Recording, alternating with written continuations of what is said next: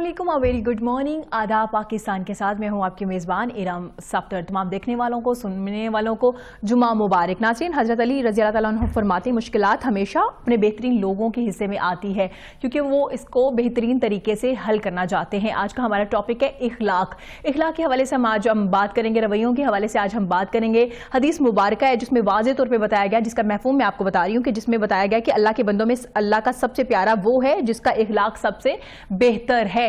आज हमारे इखलाक को क्या हो चुका है, क्या हमारे रवैये कैसे हो चुके हैं, हम दूसरों से किस तरह से बात करते हैं, हम किस तरह से बिहेव करते हैं, हमें अंदाजा भी नहीं होता कि हमारे अल्फाज कितने तल्ख होते हैं। किसी की दिल आज़ारी हो जाती है, कभी हमने गौर ही नहीं किया, या हमारी किसी भी छोटी सी बात से कोई कितना हर्ट हो जाता है या कितना उसको नुकसान हो जाता है, कभी हमने गौर ही नहीं किया। माजरत करना तो बड़ी दूर की बात, कभी हमें एहसास ही नहीं हुआ कि हमारे ऐसे रवैयों से दूसरों को क्या क्या प्रॉब्लम्स हो सकती हैं और दूसरों की जिंदगी कितनी मुश्किल हो सकती है हमारी वजह से। कभी हमने इस चीज पे गौर ही नहीं किया। इस्लाम इखलाक के हवाले से क्या कहता है और क्या हमारे मुआशरे में बेहतरी के लिए इखलाक पे काम करने की जरूरत है, इखलाक की अहमियत क्या है और इसे किस तरह से बेहतर बनाया जा सकता है, किस तरह से बच्चों की तरबियत की जा सकती है। यकीनन इस हवाले से आज हम बात करेंगे। बात करने के लिए हमें ज्वाइन किया है हमारे बड़े प्यारे मेहमान ने, जो मजहबी स्कॉलर है अलामा पीर सैयद वसीमुल हसन नकवी अल हुसैनी साहब। उन्हें वेलकम करते हैं। वेरी गुड मॉर्निंग जनाब, कैसे हैं आप? वेरी वेल अल्हम्दुलिल्लाह। मेरे ख्याल आप भी खैरियत से होंगी, अल्लाह को समान में रखे। बहुत शुक्रिया अलामा साहब। अलामा साहब, आज इखलाक के हवाले से बात करें। बड़ा अहम टॉपिक है जिसको अमूमन हम लोग इग्नोर कर देते हैं, हमारे शायद इस पे ना बात की जाती। आप क्या कहते हैं इखलाक के हवाले से, इसकी डेफिनेशन क्या है बेसिकली? इखलाक तो इंसान के कुछ जाहिरी चीजें होती हैं, कुछ होती हैं। एक इंसान की होती है खल्क और दूसरी इंसान की होती है खुल्क। जो खल्क है वो उसकी जाहिरी सूरत के हवाले से है, वो उसका कद कैसा है, उसका रंग कैसा है, वो जाहिरी तौर पे कितना खूबसूरत है। और जो खुल्क है वो उसकी बातनी खूबसूरती होती है और वो बातनी तौर पे उसके मामलात कितने बेहतर हैं, उसका दिल कैसा है, उसकी सोच कैसी है और दिल और सोच पे जो रवैया है वो कैसा है, वो उसको अपने जो अंदर की खूबसूरती है उसका इजहार कैसे करता है, या जो उसके अंदर जो गंदगी है उसका इजहार कैसे करता है। जो उसका इजहार जो है उसका अखलाक कहलाएगा। वो अच्छा भी हो सकता है और बुरा भी हो सकता है और उसके अंदर यकीनन खुशी का जो है वो चीजें पाई जाएंगी, वो कितनी खुशी हासिल करना चाहता है। उसके लिए फिर वो अकली चीजें भी उसमें एतदाल पसंदी भी होगी। तो अपनी अंदर की जो हालात हैं उसको जब कोई शख्स बाहर लाता है और उस पर फिर लोग जो है वो डिसाइड करते हैं कि इसका अंदर खूबसूरत है या बदसूरत है। वो उसके अपने मामलात में होता है, वो जाती भी हो सकते हैं, वो मुआशरती भी हो सकते हैं, वो मुआशी भी हो सकते हैं। वो उसके ये सारी चीजें उसके जो है वो अखलाकियात में शामिल होंगी। ठीक है, वो सारी चीज़ें इखलाकियात में शामिल होंगी। अलामा साहब, हमारे मुआशरे में इखलाकियात की क्या कमी है? क्या हमने इसको इग्नोर कर दिया है? हम इस पे काम नहीं करते, हम नहीं बॉदर करते कि हमारा या हमारे बच्चों का रवैया जो है दूसरों के साथ कैसे है? क्योंकि इखलाक में खसलत भी है, आदात भी है, आपकी जो है तबीयत भी है। तो आप क्या समझते हैं कि हमारे मुआशरे में इन चीज़ों को इग्नोर किया जाता है? यकीनन इसमें इग्नोर किया जाए। बिलखसूस पिछले कोई मैं अपने बचपन के बाद की बातें बताता हूँ कि उसके बाद ये पिछले तो 20, 25, 30 साल हैं, इनमें पूरे न सिर्फ हमारे मुआशरे में पूरी दुनिया में अखलाकी तौर पर मोरालिटी जो है वो बिल्कुल जो है वो खत्म होने जा रही है, अल्लाह माफ फरमाए। और हम अपने रवैयों में मटीरियलिस्टिक बहुत ज्यादा हो गए हैं, हमारे अपनी जात और सेल्फिशनेस बहुत ज्यादा आ गई है। हम दूसरों के दुख दर्द को बांटने की बजाय, उन तक अच्छी चीजें पहुंचाने की बजाय सिर्फ अपनी जात और अपने हद तक रह गए कि हमें अच्छी चीज चाहिए, लेकिन हम दूसरों तक वो अच्छी चीज पहुंचाने के लिए कोशिश नहीं करते। इससे बिल्कुल मैं आपसे एब्सोल्यूट एग्री करता हूं कि जो आप कह रही है कि इस वक्त हमारे मुआशरे से, हमारे घरानों से, हमारे खानदानों से, हमारे रवैयों में इतनी बड़ी तब्दीली आ चुकी है, जो हम जो है इन्हतात की तरफ जा रहे हैं, हम ज़वाल पजीर हो रहे हैं, हम शायद चांद पे तो पहुंच रहे हैं, लेकिन हम अखलाकियात में बड़ी जिल्लत की हद तक जो ना गहराइयां उन तक पहुंच चुके हैं। जी अलामा साहब, दीन इस्लाम में इखलाकियात की क्या अहमियत है, क्या हमें सिखाया गया है? और अगर बात की जाए हिस्ट्री की, तारीख के, तो क्या इखलाक पे कितना काम किया गया है? جی قرآن کریم میں احادیث میں تو اس دین آیا ہی لوگوں کو اخلاق سکھانے کے لیے ہے. بالکل. اللہ وحدہ لا شریک نے لا تعداد مخلوقات کو تخلیق فرمایا جن میں بڑی بڑی عظمتوں والی بھی ہیں، لیکن تمام مخلوقات میں اللہ نے انسان کو اشرف المخلوقات بنایا.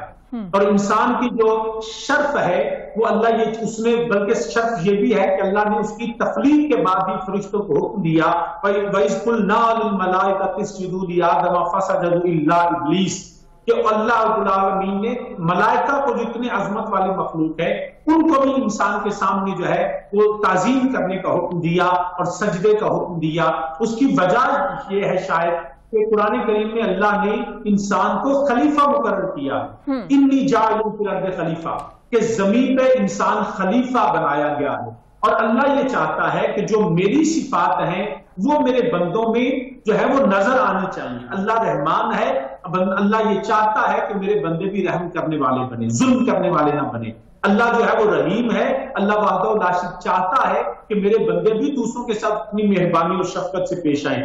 اللہ جو ہے وہ دنیا کائنات کے ارض و سما کو خیال رکھنے والا، چلانے والا ہے. اور اللہ یہ چاہتا ہے کہ خلافت ارضی کا مطلب یہ ہے کہ تم یہاں پہ کسٹوڈی ہو، تمہیں زمین پہ رہ کے زمین کی مخلوقات اور ساری چیزوں کی دیکھ بھال کریں. بلکہ قرآن کریم میں تو اللہ فرماتا ہے صبغۃ اللہ ومن احسن من اللہ صبغۃ ونحن له عابدون. اللہ چاہتا ہے کہ جو اللہ کا رنگ ہے وہ سب سے اچھا رنگ ہے، اور اللہ یہ چاہتا ہے وہ رنگ بندوں پہ چڑھ جائے اور ہم کیونکہ ہم اللہ کے بندے ہیں تو اللہ کا جو رنگ ہے وہ اتنا خوبصورت ہے، اللہ اتنا جمیل ہے اور اللہ جمال کو پسند فرماتا ہے. اور یہ چاہتا ہے کہ میرے بندوں میں شفقت کی، مہربانی کی، درگزر کی، عفو کی اور یہ دوسروں کو عنایات کی دینے کی جو ہے وہ ایسی عادتیں جو ہے وہ ڈیویلپ ہو جائیں کہ کائنات جو ہے خوشگوار زمین جو ہے وہ خوشگوار انسان جو ہے وہ زندگی کو خوشگوار بنائے اور نہ صرف اپنے لیے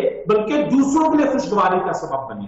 اچھا، دوسروں کے لیے خوشگواری کا وہ سبب بنے. علامہ صاحب کیا سمجھتے ہیں کہ کیا واقعی ہم دوسروں کے لیے خوشگواری کا سبب بنتے ہیں یا دوسروں کی مشکلات میں اضافہ کر رہے ہیں اور ہمیں اس چیز کا احساس تک بھی نہیں ہوتا، چاہے وہ ہمارا ورک پلیس ہو یا ہمارے پرسنل لائف ہو، ہمارے گھر ہو، ہمارے رشتے ہوں. ہم اکثر ایسی چیزیں یا ایسی باتیں کر جاتے ہیں، کسی کے دل آزاری ہو جاتی ہے اور ہمیں اس پہ ملال بھی نہیں ہوتا. بالکل جی، میں یہ بالکل آپ سے اتفاق کرتا ہوں کہ اس وقت ہمارے معاشرے کے اندر ہم خود اپنی خوشی حاصل کرنے کے لیے دوسروں کو درد دینا شروع کر دیتے ہیں. جی. دکھ اور مصیبت کی وجہ ہم بن رہے ہیں. ہمارے اپنے اعمال سے ہمارا معاشرہ جو ہے وہ نجاست اور گندگی اور غلاظت اور برے اعمال اور بری نتائج کی طرف جا رہے ہیں. آج میں یہ سمجھتا ہوں کہ انسان کو سب سے پہلے آنے کے مقصد کو سمجھنا چاہیے کہ ہمارا دنیا میں آنے کا مقصد کیا ہے. ہم نے اور دوسرا یہ سمجھنا چاہیے کہ یہ دنیا ہمارے لیے عارضی ہے. عارضی کا یہ بھی ہرگز مطلب نہیں ہوتا کہ بالکل دنیا چھوڑ چھاڑ کے رحمانیت کی زندگی گزارے. قرآن کریم میں اللہ فرماتا ہے ربنا آتنا فی الدنیا حسنۃ وفی الآخرۃ حسنۃ وقنا عذاب النار.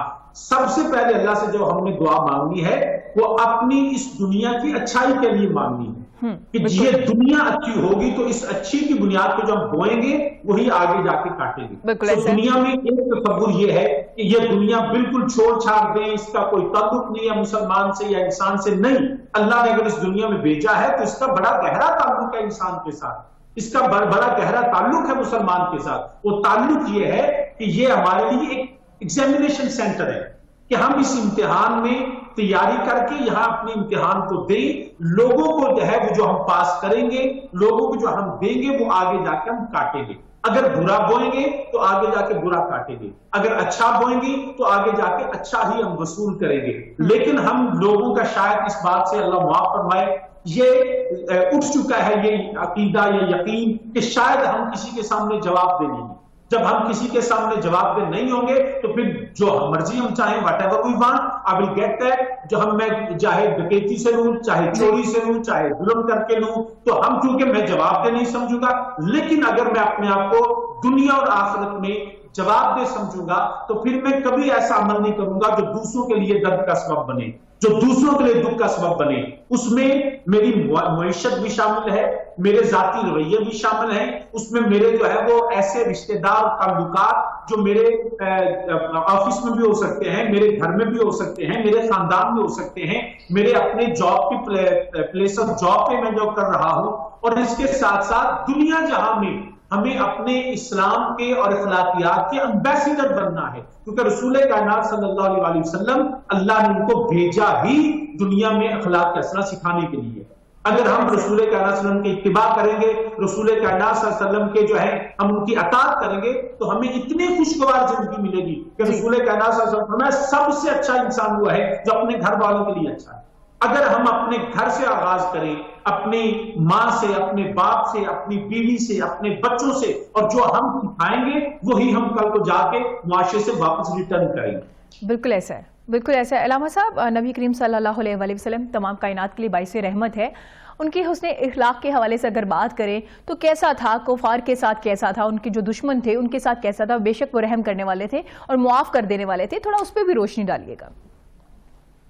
اس میں تو یقیناً رسول کائنات صلی اللہ علیہ وسلم نے اللہ کے احکامات کو اسی طرح ہم تک پہنچایا جس طرح اللہ کا حکم تھا، اور میرے نبی دو عالم صلی اللہ علیہ وسلم کو تو اللہ نے رحمت للعالمین بنا کے بھیجا ہے۔ کائنات کے لیے، زمانوں کے لیے، دونوں جہاں کے لیے، صرف ایک عالم نہیں، عالمین کے لیے، دنیا جہاں کے لیے، جتنے جہان اللہ نے تخلیق فرمائے ہیں سب کے لیے رحمت بنا کے بھیجا۔ اس کی ایک مثال میں یہ بھی دوں گا کہ جب مکہ فتح ہوا اور رسول کائنات صلی اللہ علیہ وسلم ایک فاتح کی حیثیت سے اور اپنے لشکر جرار کے ساتھ جب مکہ میں داخل ہوئے، تو اس وقت ایک ایسا خوف تھا، کیونکہ عرب کی دنیا میں لوگ جو تھے وہ جب فتح حاصل کرتے، آج بھی ایسا ہے، وہ سلطنتوں کو روند ڈالتے ہیں، وہ ملکوں کو تباہ و برباد کر دیتے ہیں، وہ فصلوں کو برباد کر دیتے ہیں، وہ قتل عام کرتے ہیں، اور کروڑوں لوگ آج تک اپنی زندگی جو ہے وہ اپنی طبی موت نہیں بلکہ ان جنگوں کی نظر ہوئے، ان ظلم و ستم کی نظر ہوئے۔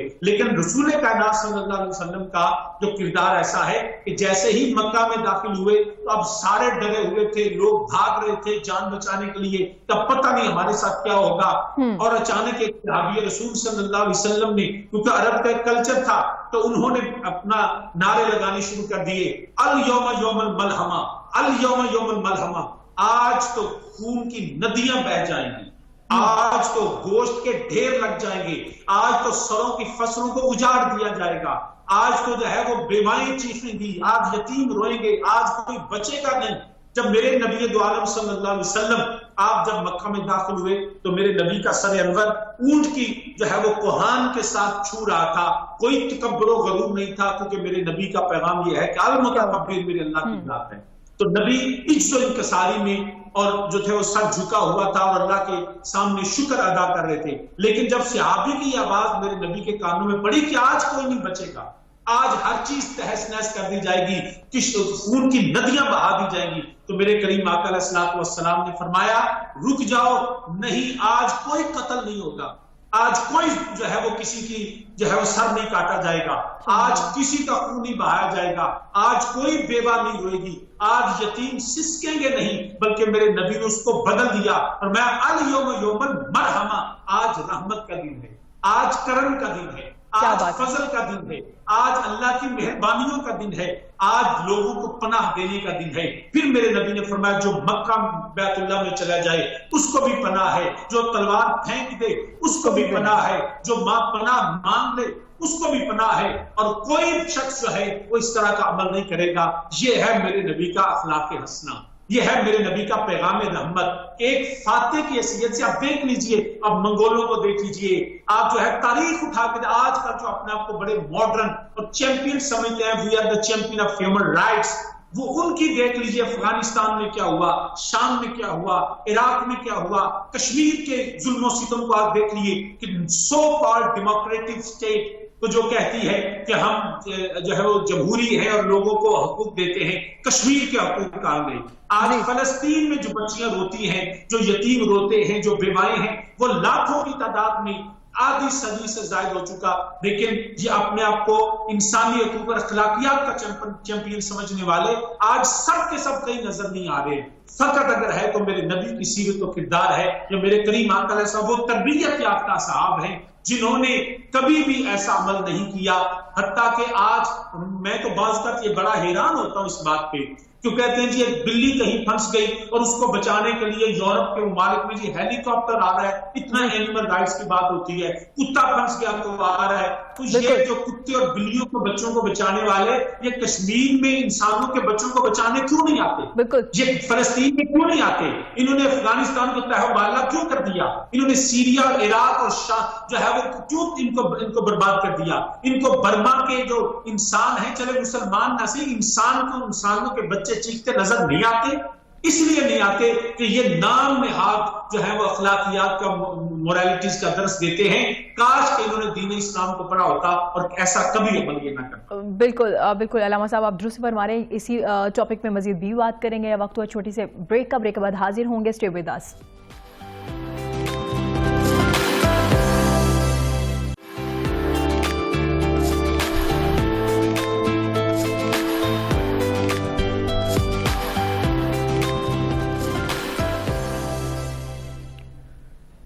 वेलकम बैक नाजरीन। आज हम बात करें इखलाक के हवाले से और अभी हमें ज्वाइन किया प्रोफेसर डॉक्टर अली वक़ार कादरी साहब ने।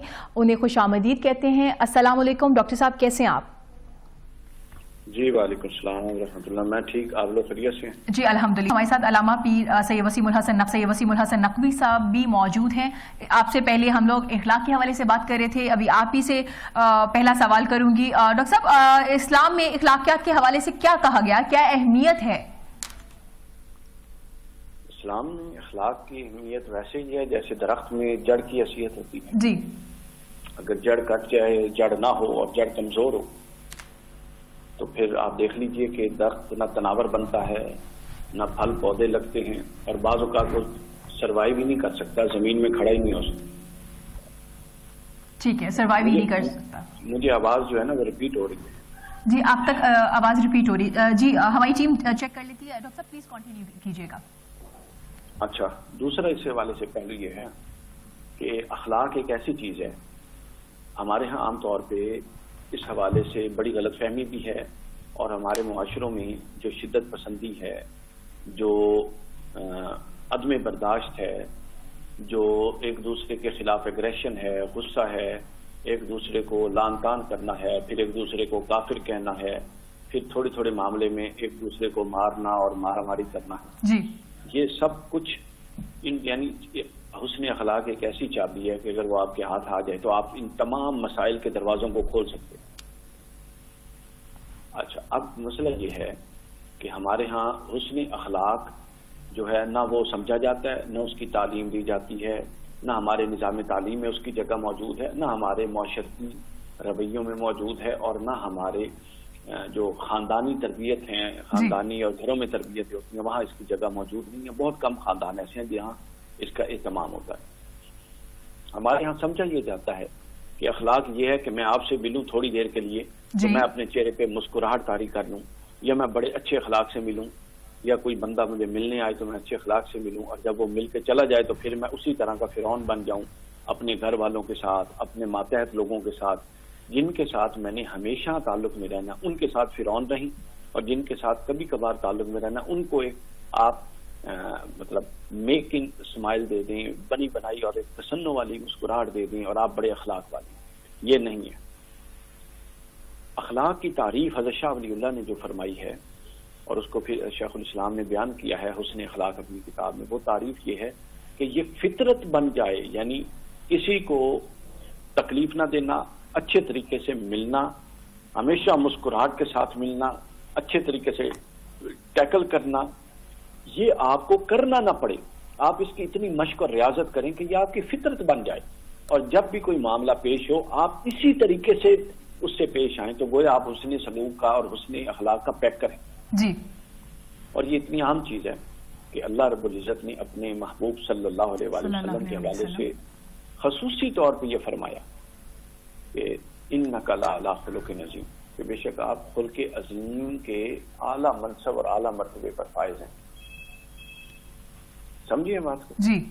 तो चीज ये है कि हम अगर आप एक लिस्ट बनाएं मुआशरे की बीमारियों की, आप एक लिस्ट बनाएं मजहबी लोगों की बीमारियों की, आप एक लिस्ट बनाएं, आपको ये लगेगा कि हर जगह पे बाकी वजूहात हो सकती हैं, लेकिन एक चीज जो कॉमन है वो अखलाक हसना की कमी है।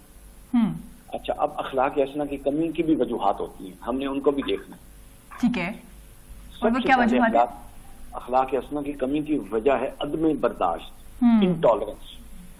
اگر ہم برداشت اپنے اندر پیدا کریں، ہم کسی کو سنتے پتہ کیوں ہیں، اس کا جواب دینا ہوتا ہے. ہاں جی، ہم اس کو جواب دینے کے لیے ہی سنتے ہیں، ہم اپنے آپ کی اصلاح اور سمجھنے کے لیے نہیں سنتے. مثلا میں جو بات کرتا ہوں، میری پہلی کوشش یہ ہوتی ہے کہ جو میں کہہ رہا ہوں اس سے سارے اصلاح یافتہ ہو جائیں، میری اصلاح ہو یا نہ ہو وہ کوئی بات نہیں جی. اور خاص طور پہ جو ہمارے مبلغین ہیں، مذہبی مبلغین، وہ یہ چاہتے ہیں کہ وہ لوگوں کی اصلاح کر دیں. ہاں جی. اپنی اصلاح ہو یا نہ ہو جبکہ لے آئیں. جبکہ حضرت امام غزالی رحمۃ اللہ علیہ فرماتے ہیں، ان سے کسی نے پوچھا کہ شیطان کا آخری حربہ کیا ہوتا ہے، تو انہوں نے فرمایا کہ شیطان کا آخری حربہ یہ ہوتا ہے کہ وہ آپ کو آپ کی اصلاح سے غافل کر دیتا ہے اور لوگوں کی اصلاح پہ لگا دیتا ہے. تو انسان وہی ہے جو ہر وقت اپنی اصلاح پر بھی لگا رہے. دوسروں کی اصلاح تو کریں، وہ تو ایک منصب ہے، اچھا منصب ہے، لیکن اپنی اصلاح سے آپ کسی ایک لمحہ کے لیے بھی غافل نہیں ہو سکتے. اگر آپ اپنی اصلاح سے غافل ہوں گے تو اس کا مطلب یہ ہے کہ آپ اپنے آپ کو کامل سمجھ رہے ہیں. بالکل کامل آپ ہو نہیں سکتے. آپ نے ہر لمحہ اپنی اصلاح کرنی ہے. دیکھیے، آپ ایک وقت کھانا کھاتے ہیں جی، آپ کو چند گھنٹوں بعد دوبارہ کیوں کھانا پڑتا ہے؟ آپ ایک وقت چہرہ دھوتے ہیں، منہ دھوتی ہیں، آپ کو چند گھنٹوں بعد دوبارہ کیوں دھونا پڑتا ہے؟ کیونکہ اس کی ضرورت ہوتی ہے ہمیں. آپ ایک وقت نہاتی ہیں، ہمیں تھوڑی عرصے بعد، چند گھنٹوں بعد، 12 گھنٹے بعد، 24 گھنٹے بعد پھر کیوں نہانا پڑتا ہے؟ ریفریشر ہے یہ سب کچھ جی. اسی طرح ہمارا جو اخلاق کے معاملات ہیں، برداشت کے معاملات ہیں، وہ بھی ہم نے ریفریش کرنے ہر چوتھے دن، ہر 4 گھنٹے بعد، ہر 2 گھنٹے بعد. اللہ نے نمازوں کا 5 اوقات الگ الگ کیوں رکھے؟ وہ ایک ہی وقت میں جمع کر سکتا. یہ سب کچھ اس لیے رکھے کہ ہم ان تمام معاملات کو مینج کر کے اپنے اندر وہ ڈسپلن لے آئیں جو ایک انسان بطور اشرف المخلوقات اس کا ڈسپلن ہونا چاہیے. ہاں، ایک بندہ جو سر سے پیر تک عدم ڈسپلن کا شکار ہے، جو خود اپنی ذات کو مینج نہیں کر سکا، وہ باقی 2 4 5 10 چیزوں اور معاشرے کو کیا مینج کرے گا؟ تو اخلاق حسنہ سمجھ لیں شخصیت سازی کا وہ بنیادی عنصر ہے جس کا اس دور میں فقدان ہے، اور اس دور میں ہم جتنا بھی ماتم کریں حسن اخلاق کی کمی پر وہ کم ہوگا، کیونکہ لوگ اس بات کا ادراک نہیں کرتے کہ ہمارے وہ مسائل جن کو ہم بہت بڑا سمجھتے ہیں وہ سب حسن اخلاق نہ ہونے کی وجہ سے، اچھا اخلاق نہ ہونے کی وجہ سے، ایک ٹیمپرامنٹ نہ ہونے کی وجہ سے ہمیں ان مسائل کا سامنا ہے. جی ٹھیک ہے. علامہ صاحب، پروفیسر صاحب نے بڑی ایک اہم بات کی عدم برداشت کے حوالے سے، اور دوسری بات انہوں نے کہی کہ ہم دوسروں کو صرف اس لیے سنتے ہیں کیونکہ ہم نے جواب دینا ہوتا ہے. ہم اپنی اصلاح نہیں کرتے لیکن ہم چاہتے ہیں کہ ہم دوسروں کی اصلاح کریں، دوسروں کو ٹھیک کریں. اور آپ اس حوالے سے کیا کہتے ہیں کہ کیا واقعی ہی ایسا ہی ہمارے معاشرے میں ہو رہا ہے؟ بالکل، میں ڈاکٹر صاحب کو انڈورس اور ایگری ہوں کہ جو اس کے مسائل یقیناً ایسا ہی ہے، اور ہمیں عدم برداشت بھی ہے، انٹالرنس یقیناً ہے، اور ہم اپنے لوگوں کو، اپنے بچوں کو، اپنے خاندانوں کو یہ بات نہیں بتا رہے. جنہوں نے اصلاح کرنی تھی وہی ایکچولی اصلاح کے قابل، اصلاح جو ہے وہ لینے کے لیے تیار نہیں ہے، اپنے آپ کو اپنی اصلاح کرنے کے لیے تیار نہیں ہے. دیکھیں، معاشرے کے اندر 3-4 ایسے طبقات ہوتے ہیں جو معاشرے کی اصلاح کرتے ہیں. ان میں سب سے پہلے پیرنٹس ہیں، ماں اور باپ جو ہے وہ پہلے ہیں جہاں سے بچوں نے سیکھنا ہوتا ہے، لرننگ کرنی ہوتی ہے. والدین کے بعد پھر وہ کسی استاد کے ذمہ لگاتے ہیں کہ استاد صاحب جو ہے نا ان کو سکھائیں گے، پڑھائیں گے، چیزیں بتائیں گے. استاد کے بعد پھر وہ ریاستی معاملات میں اور کاروباری معاملات میں، یا پولیٹیشنز ہیں جو لیڈر ہیں جو ان کو لیڈ کرتے ہیں. وہ لیڈر ریلیجس بھی ہو سکتے ہیں، وہ لیڈر پولیٹیکل بھی ہو سکتے ہیں، وہ ان کے اسپرچل لیڈر بھی ہو سکتے ہیں. آج بدقسمتی کے ساتھ آپ تینوں طبقات کو دیکھ لیجئے کہ والدین آج ساری ذمہ داریاں پوری کر رہے ہیں لیکن بچوں کی تربیت کی ذمہ داری پوری نہیں کر رہے. آج وہ پیسوں دولت کے پیچھے بھاگنے کہ اچھا گھر لینا ہے، بچوں کو گاڑی لے کے دینی ہے، بچوں کے لیے لباس لے کے دینا ہے، بچوں کو فلاں کالج یونیورسٹی میں پڑھانا ہے، یہ کرنا ہے، وہ کرنا ہے. ایک لمبی فہرست ہوتی ہے، اور صبح سے لے کے شام تک، شام سے لے کے صبح تک دونوں میاں بیوی اس بھاگ دوڑ میں ہیں، لیکن وہ یہ بھول جاتے ہیں کہ اس دولت سے زیادہ ان کے اخلاقیات، ان کی تربیت کی ذمہ داری ہے. بالکل. اگر پیسے میں کمی رہ گئی تو بچے اس کمی کو پورا کر سکتے ہیں، لیکن اگر ان کی تربیت میں کمی رہ گئی تو اس عمر کے گزرنے کے بعد وہ اپنے بچوں کی تربیت نہیں کر پائیں گے. پھر وہ ان کی جو بچپن کی عادتیں ہیں وہ ان کی بڑے ہو ان کی فطرتیں بنے گی اور پھر کو بدل نہیں سکتی ہیں پھر وہ، اور وہ پھر آؤٹ پٹ جو ہے وہ سارے کا سارا ریسیو کرے گا ان کی بری عادات کو معاشرہ. اب والدین سے نکل کے اب اساتذہ کی طرف آ جائیں. بدقسمتی کے ساتھ آج ہمارے پچھلے جو میں نے عرض کیا پہلے کہ پچھلے 25-30 سال میں ہم جب بچپن میں تھے ہمارے ٹیچر صاحب استاد صاحب اسکول میں سائیکل پہ جب آتے تھے تو ہم پوری کلاس کی کوشش یہ ہوتی تھی بھاگ کے ہم استاد جی کا سائیکل پکڑ لیں اور خود سٹینڈ پہ لگاتے تھے اور بریک ٹائم پہ اپنی بریک کو چھوڑ کے استاد جی کے سائیکل کو صاف کیا کرتے تھے. لوگ آج شاید اس کا مذاق اڑائیں مگر وہ سائیکل کا صاف کرنا ہمیں دنیا میں بہت سی اخلاقی تربیتیں دے گیا. وہ ٹیچر کا احترام کرنا ہمیں دنیا میں بہت کچھ سکھا گیا ہے. وہ تربیت کا حصہ ہوتا ہے. وہ یہ نہیں ہوتا کہ استاد بیگار لے رہا ہے یا جیسے آج کل ایک ماحول بنا دیا گیا. لیکن ہمیں استاد سے، اور آج کل جو اساتذہ آ رہے ہیں وہ تو اس طرح کے آ رہے ہیں جن کی خود تربیت کی ضرورت ہے. اس وقت استاد ایک ماڈل ہوتا تھا، اس کا لباس، اس کا چلنا. ہم نے اپنے بچپن میں جتنے میرے ایک دو نہیں سارے اساتذہ جو ہمارے تھے وہ کبھی ایسا نہیں ہوا تھا کہ بازار میں اکڑ کے چل رہے ہوں. وہ کبھی ایسا نہیں ہوتا کہ حالانکہ کھا لینا سڑک پہ کوئی بری بات نہیں، لیکن آج ہم نے دیکھا کہ ٹیچر بھی اور اسٹوڈنٹس بھی دونوں کھڑے شوار میں برگر ایسے کھا رہے ہیں جیسے جانور کھاتے ہیں. تو یہ اخلاقی تربیت ان کی کس نے کرنی تھی؟ کھانے کے بھی آداب ہیں، اس کی بھی اخلاقیات ہیں، لیکن نہ والدین اب وہ ذمہ داری پوری کر رہے ہیں نہ اساتذہ تو ریکمنڈیشن پہ آتے ہیں، کوئی میرٹ پہ نہیں آ رہا. ایم بی اے اتنی کوٹا ہے یا ایم این اے کا اتنا کوٹا، تو اپنے چاچوں ماموں تاؤں بھتیجوں بھانجوں کو یا اپنے فادر کو استاد کیا وہ سائن پہ کوٹا لگ رہا ہے. کیا ان کے اساتذہ کی تربیت ہوگی جو کوٹوں پہ آئیں گے، جو سگنیچر پہ آئیں گے، جو بغیر پڑھے لگیں گے، بغیر تربیت کے لگیں گے؟ یہ ہمارے جب ہم اساتذہ کے پاس آتے ہیں آج وہ اساتذہ کی تربیت کی ضرورت ہے. پھر اس کے بعد جب کالج سے نکلتے ہیں، یونیورسٹی سے نکلتے ہیں، تو پھر ہم پیش پڑ جاتے ہیں اپنے لیڈرز کے. وہ لیڈرز جو ہمیں دنیا میں ایک اچھی لائف اسٹائل دینے کے جو ہم خواب دکھاتے ہیں، روٹی کپڑے مکان کے نعرے لگاتے ہیں، اور اس کے بعد جتنا جھوٹ اور فساد اور جھگڑا یہ لیڈرز کرتے ہیں اور وہی ان کے فالوورز بھی کریں گے. تو کہاں سے ہم سیکھیں گے؟ کہاں سے یہ آنے والی نسلیں سیکھیں گی؟ والدین اپنی ذمہ داری بھول چکے، اساتذہ اپنی ذمہ داری بھول چکے، سیاستدان اور لیڈرز، روحانی مذہبی پیشوا اپنے آپ کو سب کچھ جو ہے گوا چکے ہیں. تو from we learn nowhere. پھر کیا ہوگا؟ ہم پھر اپنی مرضی، اپنی سوچ، میرا اخلاق اپنا ہوگا، آپ کا اخلاق اپنا ہوگا، نتو خیر گاجے ماجے کا اور ڈیوڈ جان کا اخلاق اپنا ہوگا. تو ہمارا کوئی ایسا انسٹیٹیوشن باقی نہیں رہا. اس کے لیے آج ہمیں we have to go back. ہمیں آج اپنے اصل جو اخلاقیات ہے وہ قرآن سے ہے یا سیرت رسول صلی اللہ علیہ وسلم سے ہے، جس میں کھانے کا بھی ہم نے دیکھنا ہے. مجھے یاد ہے when I was in the hostel تو ہم کیا کرتے تھے کہ یقین کیجئے کہ اس وقت آج اتنے بچوں کے نخرے دیکھے جاتے نا، ہمارے اس وقت نخرے ہوتے ہی نہیں تھے. تب کیا ہوتا تھا کہ ہمیں تو ایک وقت جو کھانا ہوتا تھا نا اس رات کو پکا، اس کو ناشتے میں وہی ہمیں گرم کر کے کھانا پڑتا تھا. آج تو ناشتے میں 4 ڈشیں مارننگ میں ہے، اتنے میں آفٹر نون ہے، اتنے میں ڈنر ہو رہے ہیں.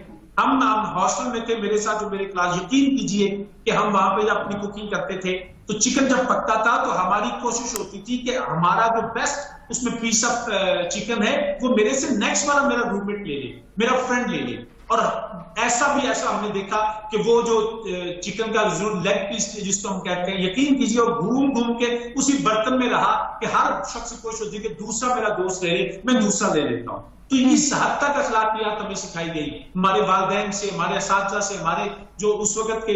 آج کیا یہ چیزیں موجود ہیں؟ آج کہتے ہیں نہیں، کھا لو، لے لو، پکڑ لو، قبضہ کر لو. تو کہاں سے اخلاقیات ہے؟ بالکل ڈاکٹر صاحب کو اندورس کرتا ہوں کہ آج ہمارے اپنے میں وہ چیز نہیں گئی. جی ڈاکٹر صاحب، علامہ صاحب نے پوائنٹ آؤٹ کیے کچھ لوگ، انہوں نے کہا کہ جی پیرنٹس ہیں وہ دونوں مصروف ہیں، ان کے پاس وقت نہیں ہے بچوں کی تربیت کرنے کے لیے، اخلاقیات بتانے کے لیے.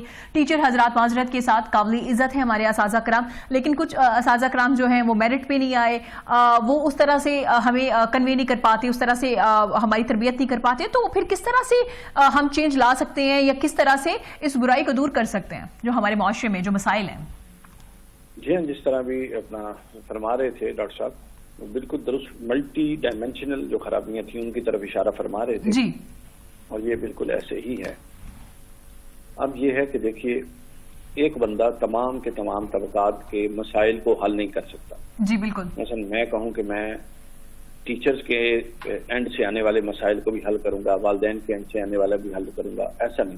ٹھیک ہے. معاشرے سے آنے والے مسائل کو بھی حل کروں گا، دینی طبقات کی طرف سے آنے والے مسائل کو بھی حل کروں گا. تو یہ مطلب غیر معقول اپروچ ہوگی. جی صحیح یہ ہے کہ ہمیشہ وہ قومیں ترقی کرتی ہیں جہاں پر چند ایک انٹلیکچوئل یا چند ایک سمجھدار لوگ کام نہیں کرتے، جی جو بطور معاشرہ سٹرگل کرتی ہیں، بطور معاشرہ ترقی کرتی ہیں.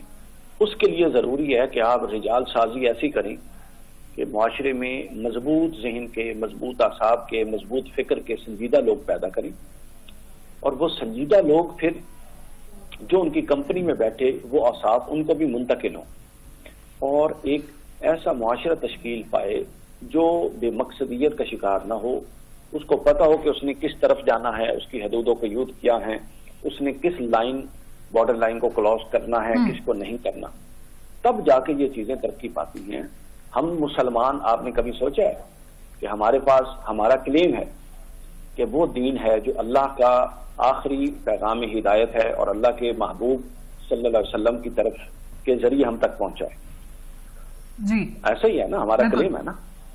اچھا، اب آپ کبھی مغربی مفکرین کی کتابیں پڑھیں، آرتھر جیفری کی کتاب پڑھیں اور باقی لوگ جنہوں نے اسلام کے خلاف لکھا ہے. آپ کو پتا ان کا ایک آرگومنٹ کیا ہے؟ جی بہت سارے آرگومنٹ ہیں. One of the most important argument یہ ہے، وہ یہ کہتے ہیں کہ اگر اسلام اتنا قوت والا دین ہوتا تو جو مسلمان ہیں یہ ان کو کیوں نہیں بدل رہا؟ سمجھے؟ جی چوری کرتے ہیں تو مسلمان سب سے پہلے، شدت پسند ہیں تو مسلمان سب سے پہلے. بالکل. اب دیکھیں عمرے میں پاکستان کا حج اور عمرے میں کون سا نمبر ہے اور کرپشن میں کون سا نمبر ہے. تو یہ چیزیں میچ نہیں کرتی نا آپس میں، مس میچ ہے. جی اس سے کیا ہوتا ہے کہ آپ جب مذہب کو ایک انفرادی چیز بنا دیں گے اور اس کو معاشرے سے نکال دیں گے اور معاشرے کو آپ لبرلزم کی ایسی انتہا پر لے جائیں گے تو پھر یہی کچھ ہوگا. آپ کہیں گے وہ اللہ کے ساتھ رابطہ اپنی جگہ، جب آپ مسجد سے نکلیں تو باہر آ کے آپ جو مرضی تباہی مچائیں، جی. اس کا کوئی آپ کو روکنے پوچھنے والا نہیں. تو ہمارا پورا کا پورا نظام خراب ہے، وہ نظام سیاسی ہو، وہ مذہبی ہو، وہ سماجی ہو. ہمیں ایک ملٹی ڈائمینشنل سٹرگل کی ضرورت ہے. اس طرح کے 100 پروگرام اور کریں، 50,000 پروگرام اور کریں، کچھ نہیں ہونے والا. جی یہ صرف فلسفہ ہے. وہ اس وقت ہوگا کہ جب ہم میں سے ہر بندہ اپنے حصے کا چراغ یوں جلائے گا کہ وہ یہ ڈٹرمن ہو جائے گا کہ جہاں وہ بیٹھا ہے، جہاں پر اس کا اثر رسوخ ہے، جی وہاں پر وہ کوئی جھول نہ آنے دے اس حوالے سے، اور کم از کم وہ اتنے حصے میں تو جتنی اصلاح کر سکتا ہے وہ کرے. جی دیکھیں نا، یا تو ہماری حکومتوں یہ کام ریاستوں کے کرنے کے ہوتے ہیں، اور ہماری ریاستوں کا کیا حال ہے آپ کو پتا ہے. بالکل ایسا ہے. ہمارے حکمران جو ہیں، ہمارا کبھی کوئی ویژن والا بندہ آیا ہی نہیں. ہمارے سرمایہ دار حکمران ہیں جو مال لگا کر آتے ہیں اور مال کمانے کے لیے آتے ہیں. اگر کوئی 50 ارب لگا کے آیا تو وہ پہلے 50 ارب پچھلے نکالتا ہے، جی پھر اس کے بعد 50 ارب اگلے الیکشن کے نکالتا ہے. بالکل اس کے ایسا بعد ہے. پھر دیکھیں نا، یہ تو ایکچوئل خرچہ ہو گیا نا. اب اس کی بچت کیا ہوئی؟ بچت بھی تو کرنی ہے. بالکل ایسا ہے. پھر وہ 50 ارب نکالتا ہے جو اس کا اپنا پروفٹ ہوگا. اس کے بعد پھر اس نے ظاہر ہے باقی اپنے لوگوں کو بھی تو اکاموڈیٹ کرنا ہے نا. یہ تو ایک بندے کی بات کر رہا ہوں. ایوان اگر 340-45 کا ہے تو آپ اس فگر کو ضرب دے دیں سب کے ساتھ. تو دیکھیں ہمارے جو حکمران ہیں وہ چاہتے ہی نہیں ہیں کہ یہ قوم پڑھے، یہ قوم سنجیدہ ہو. اگر اس قوم میں عقل اور شعور آ گیا تو کیا یہ حکمران ہوں گے؟ یہ تو جوتے کھائیں گے جو اسمبلیوں میں بیٹھے ہیں. اکثریت، سب نہیں، اکثریت کی بات کریں. جی ان کو تو لوگ جوتے ماریں گے بھائی. تو ان کا انٹرسٹ ہی اسی میں ہے کہ نالیوں پر ووٹ ملیں، گٹر بنانے پر ووٹ ملیں، جنازے اور کورخانی میں شرکت پر ووٹ ملیں. یہ چاہتے ہیں کہ قوم اسی پہ رہے. تو لہٰذا یہ ایک کثیر الجہاتی خرابی ہے جس کے ہم شکار ہیں، اور یہ کثیر الجہاتی کوشش سے ہی ٹھیک ہوگی. ہاں، ہم جہاں تک اپنا حصہ ڈال سکتے ہیں، ہم معذور ہیں چونکہ اللہ کے رسول، تو ہم اس حد تک معذور نہیں ہیں کہ ہم یہ ضرور کر سکتے ہیں کہ اللہ جب ہم سے پوچھے تو ہم بتا دیں کہ مولا جو ہمارے دائرۂ کار میں تھا اس میں ہم نے یہ کیا ہے. جی ٹھیک ہے، یہ بنیادی بات. ٹھیک ہو گیا. بہت شکریہ ڈاکٹر صاحب آپ کے قیمتی وقت کا. ناظرین یہاں وقت ہوا چھوٹی سی بریک کا. بریک کے بعد واپس آئیں گے.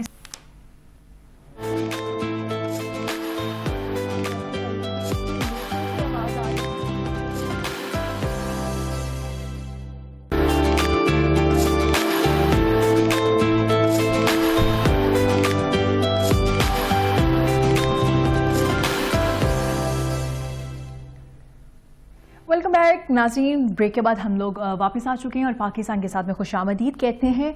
हम लोग इखलाक के हवाले से बात कर रहे थे और अभी हमारा जो टॉपिक है वो बड़ा अहम है आज के माशरे के, जहाँ पे बहुत से मसाइल में एक मसला आज रिश्ते का भी है। बच्चियों के रिश्ते में बहुत सी प्रॉब्लम्स आती हैं, इवन के बच्चों के रिश्तों में भी बहुत सी प्रॉब्लम्स आती। पहले ऐसा होता था कि बच्चियों के लिए बहुत सी चीज़ें देखी जाती थी कि अच्छा लड़का कैसा है, उसके घर वाले कैसे हैं, उनका इखलाक कैसा है, सब चीज़ें बड़ी मैटर कर रही होती थी। लेकिन अब वक्त के साथ साथ चीज़ें चेंज होना शुरू हो गई हैं। जब भी हम रिश्ता देखते हैं तो हम स्टेटस कॉन्शियस होते हैं, बेशक हम लड़की वाले हैं या लड़के वाले हैं। तो उसकी वजह से फिर क्या होता है कि ज्यादा होना शुरू हो जाती है और रिश्ते नहीं होते, और इन द एंड आके हम डिप्रेशन और एंजाइटी में जाना शुरू हो जाते हैं कि क्या रीजन है कि रिश्ते नहीं हो रहे थे। ये मैं दोनों की तरफ बात कर रही हूँ, लड़की की जानिब से भी और लड़की की जानिब से भी। इन दोनों फैमिलीज की अगर बात की जाए तो दोनों फैमिलीज जो है उनका जो है स्टेटस वो कॉन्शियस बहुत ज्यादा है। उन्हें अगर लड़का चाहिए तो उनके पास गाड़ी भी हो, अच्छा घर भी हो, जॉब बहुत अच्छी हो और बिजनेस अगर अपना हो तो बहुत ही बेहतर है। डिमांड हम इस तरह से कर रहे होते हैं। अगर लड़की है तो डॉक्टर भी हो लेकिन एज उसकी बहुत कम हो, गोरी चिट्टी हो, लंबी ऊंची हो,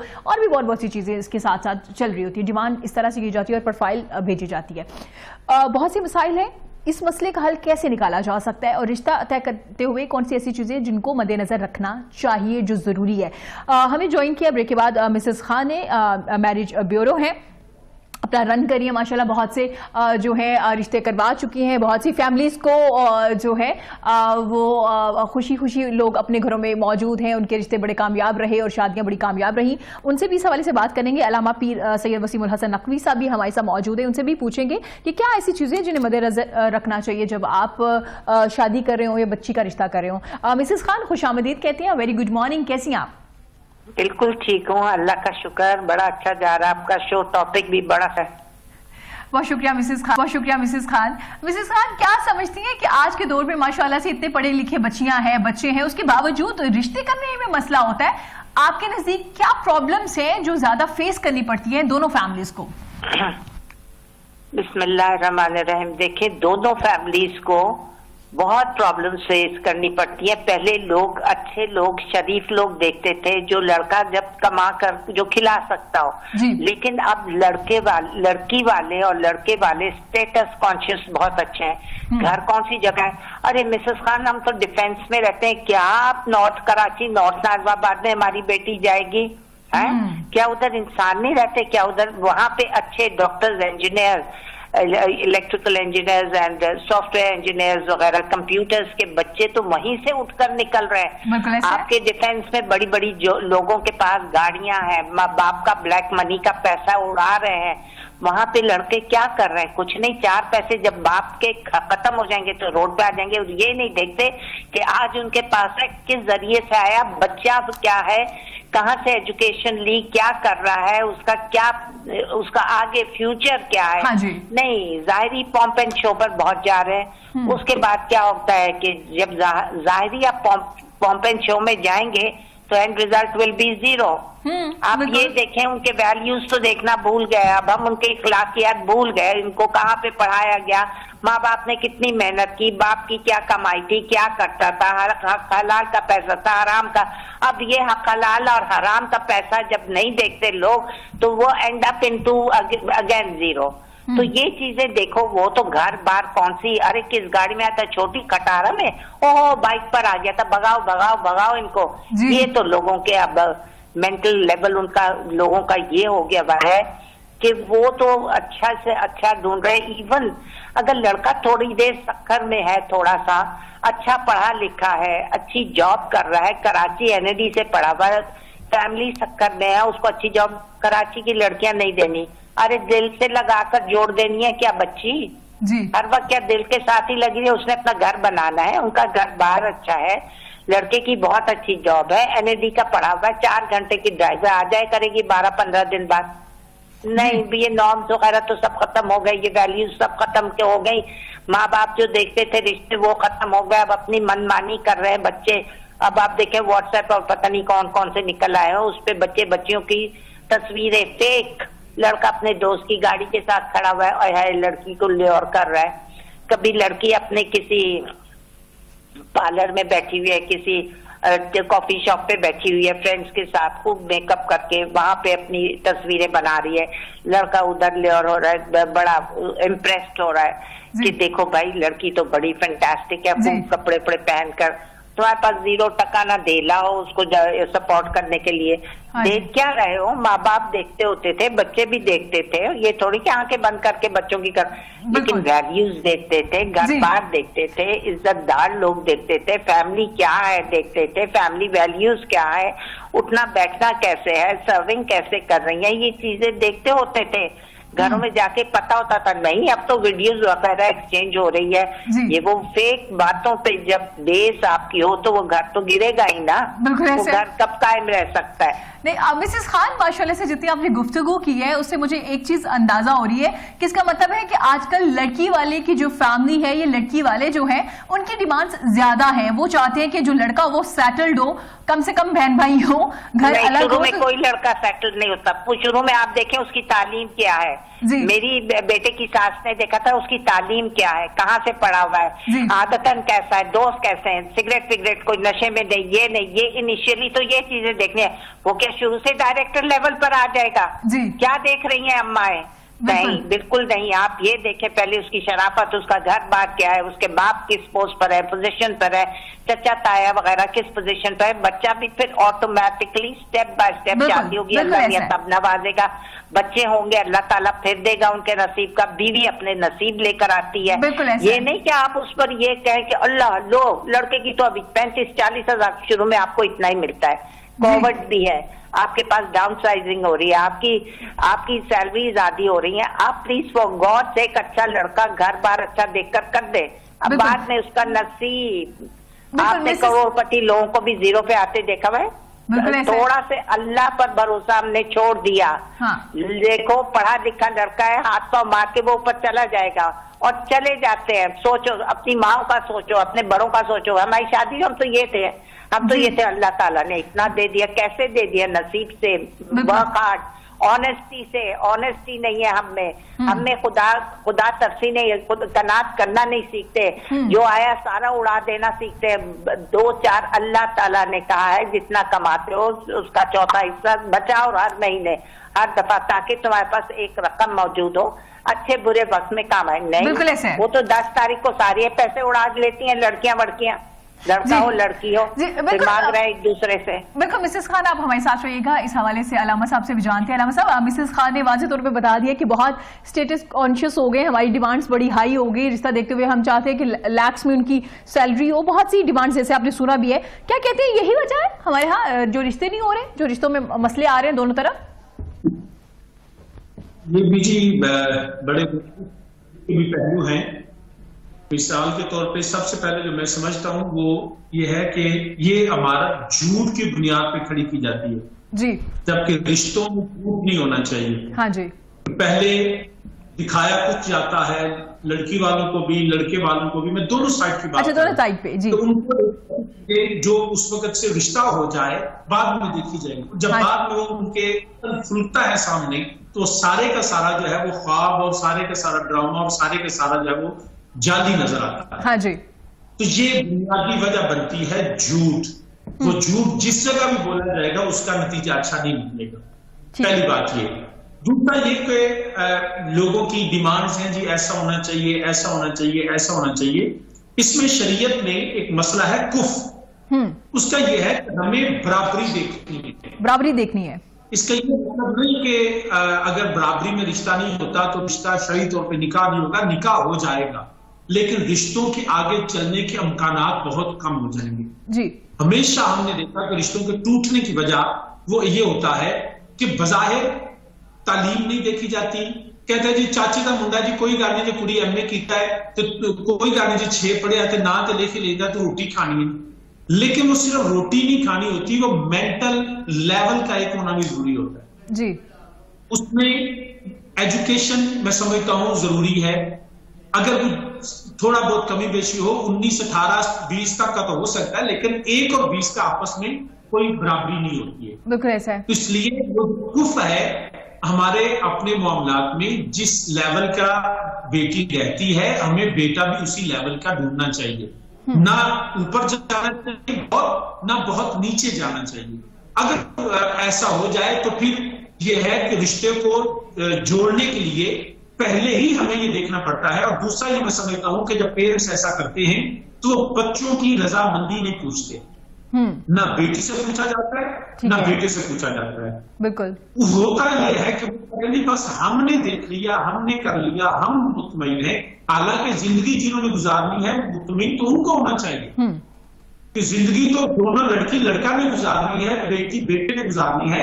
ہم ان کی رضامندی, ان کی کانسینٹ, ان کی چوائس, ان کی پسند پوچھتے ہی نہیں ہے. ہم نے ایسا ایک شجر ممنوع بنا لیا ہے کہ نہ, حالانکہ شریعت ہمیں اس بات کی اجازت دیتی ہے, بلکہ اس بات پر نہ صرف اجازت دیتی ہے بلکہ اسٹرانگلی ریکمینڈ کرتی ہے کہ دونوں کو آپس میں ایک نظر دیکھ بھی لینے میں کوئی شریعت منع نہیں کرتی, اور ان کو آپس میں انڈرسٹینڈنگ جو ہے, مطلب یہ ایسا نہیں جیسے یورپ میں ہے, لیکن بارہ ان کی تعلیمی معاملات, ان کے جو ہے خاندانی معاملات, ان کے رسم و رواج, ان کے اخلاقی معاملات بھی دیکھنے چاہیے کہ کیا یہ اس طرح مس میچ تو نہیں.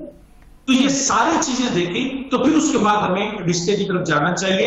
صرف گھر دیکھنا چاہیے, نہ گاڑی دیکھنی چاہیے, نہ کوٹھی کار دیکھنی چاہیے. ہمیں ساری چیزوں کو کوشش کرنی چاہیے کہ جس حد تک ہو سکے, 100% تو کبھی بھی نہیں ہوا, لیکن جس حد تک ممکن ہے اس حد تک ہمیں دیکھنا ہے کہ ان کے نمبرز کتنے ہیں, ان کے لائف سٹائل کے, ان کے کھانے پینے کے, ان کے اٹھنے بیٹھنے کے, ان کے فیملی ٹرمز کیسے ہیں, ان کی تعلیم و تربیت کیسی ہوئی ہے. یہ ساری چیزیں دیکھیں پھر اللہ پر بھروسہ کرنا چاہیے. الہی ہم نے اپنی پوری کوشش کر لی ہے, اب تو اس رشتے کی مضبوطی کے لیے تیرے کرم اور تیرے فضل سے ہم آگے چلیں. ٹھیک ہو, میں یہ سمجھتا ہوں کہ اس میں ہمیں یہ دیکھنی چاہیے. ٹھیک ہے. مسز خان, علامہ صاحب نے واضح کیا ہے کہ ایک چیز ہونی چاہیے, برابری دیکھنی چاہیے کہ آپ ہر لحاظ سے کتنے برابر ہیں. اور انہوں نے ایک چیز اور بھی پوائنٹ آؤٹ کی ہے کہ ہمارے ہاں جھوٹ بہت بولا جاتا ہے, چاہے وہ لڑکی والے ہو یا لڑکی والے ہو. بالکل صحیح, بالکل 100% آئی سیکنڈ ہم کہ برابری بھی دیکھنی چاہیے. تھوڑا سا اونچ نیچ میں تو چل جاتا ہے, لیکن اگر آپ 10 اور 20 کا فرق دیکھیں, اس میں پھر یہ ہوتا ہے کہ ایک جو ہے نا وہ انفیریورٹی کمپلیکس میں چلا جاتا ہے جی, کہ بھئی ہم ان سے بہت کم ہیں, تو وہ اس کی جی حضوری کرنے لگ جاتا ہے, یا اس پہ ڈیپینڈنٹ تھوڑا سا ہو جاتا ہے. بھئی یہ تو اتنے بڑے گھر کی لڑکی ہم لے آئے, اس کے لیے نوکر بھی رکھو, اس کے لیے یہ بھی کرو. اور وہ بھی کرتی ہے بہت کہ میں تو, ہمارے اماں کے گھر میں تو جو کچھ ہونا بھی ہو تو وہ بھی سناتی رہتی ہے پھر ساس کو اور گھر والوں کو, اور شوہر کی اذیت میں اس کی جان ڈال دیتی ہے. میں ایسا کپڑا نہیں پہنتی, میں یہ نہیں کھاتی, میں یوں نہیں کرتی. ارے تھپڑ لگاؤ ایسی لڑکیوں کو, شادی کیوں کی تھی؟ کیا نہیں ہوتی تھی پہلے؟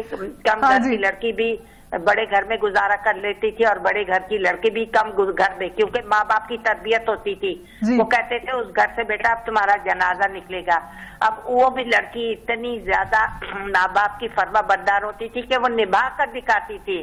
وہ کہتی تھی کوئی بات نہیں, وہ میرے ماں باپ کے گھر میں اتنا تھا, ادھر اتنا نہیں ہے, تو وہ نبھاتی تھی. کیسے نہیں نبھاتی تھی؟ نبھاتی تھی لڑکیاں اگر کم گھر میں, اور پھر اس کم گھر کو بھی جنت بنا دیتی تھی. اور کیا ہوتا تھا, بچے بڑے ہوتے تھے, کیا کیا پوزیشنز پر بیٹھ کے وہ پوری دنیا گھومتی تھی, 7-8 8 حج کر لیتی تھی ہماری امی کی طرح.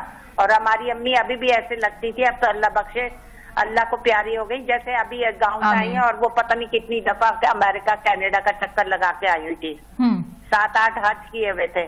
تو یہ تھوڑی ہوتا ہے کہ اگر سے کم گھر کی بھی چلی جائے بڑے گھر میں, تو وہ اگر قناعت سے رہے بڑے گھر کی لڑکی جا کر, تو اس کو اللہ تعالیٰ ریوارڈ دیتا ہے. اگر کوئی تھوڑی مشکلیں کاٹو گے تو اللہ میاں اس کا بدل دے گا.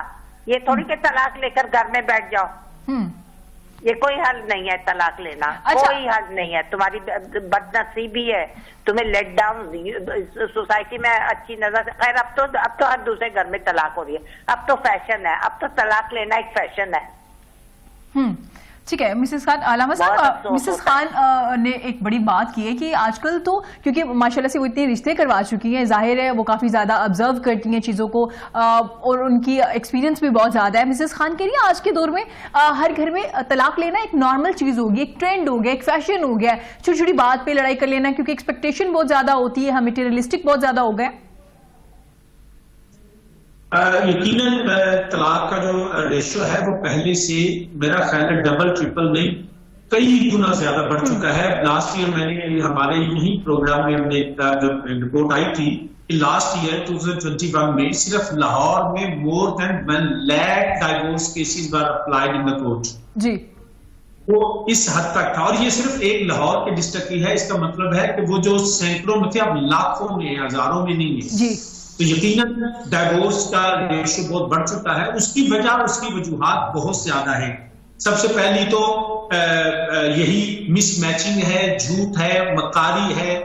بس پہلے بندے کو پھنسا لو تو یہ رشتے عارضی ہوتے ہیں، یہ مستقل رشتے نہیں چلتے ہیں. جب حقیقتیں سامنے آتی ہیں تو پھر وہ ڈائیورس ہو جاتی ہیں. دوسرا پھر رشتوں کے بعد آپس میں ان کی انٹالرنس بھی ہوتی ہے، اخلاقیات کی کمی ہوتی ہے. قرآن کریم میں اللہ وحدہ لا شریک فرماتا ہے وَالْقَاضِمِينَ الْغَيْظَ وَالْعَافِينَ عَنِ النَّاسِ وَاللَّهُ يُحِبُّ الْمُحْسِنِينَ. اللہ جو ہے غصہ پینے والوں اور لوگوں سے، وَالْعَافِينَ عَنِ النَّاسِ، لوگوں سے درگزر کرنے والوں کو پسند کرتا ہے. یہ ہے وہ، ہم چھوٹی سی بات پہ عورت کو غصہ آیا اور میں یہ ذاتی طور پہ، جیسے کیونکہ ایز اے لائر بھی میرے پاس بہت سے لوگ آتے ہیں، ایز اے ریلیجس سرٹیفکیٹ بھی دے رہا ہوں، تو لوگ بہت سے لوگ مشورہ لے لیں طلاق کے لیے. وہ جی غصے میں اس نے طلاق دے دی، تو بھائی غصے میں ہی طلاق ہوتی ہے. کسی نے اپنی شادی کے اینیورسری تو نہیں کہ آج ہم بڑے خوش ہیں جاؤ تمہیں طلاق دے دی، ایسا نہیں ہوتا. غصے میں ہی طلاقیں دی جاتی ہیں اور غصہ بھی بے جا ہوتا ہے. چھوٹی چھوٹی باتوں پہ ہم جو ہے نا ایک دوسرے کو برداشت نہیں کرتے. اور میرا ایکسپیرینس یہ ہے کہ ہمیشہ عورت کی طرف سے طلاق کی ڈیمانڈ پہلے ہوتی ہے. اچھا نہیں تو دے میں نے طلاق، میں نہیں تیرے کو رہنا.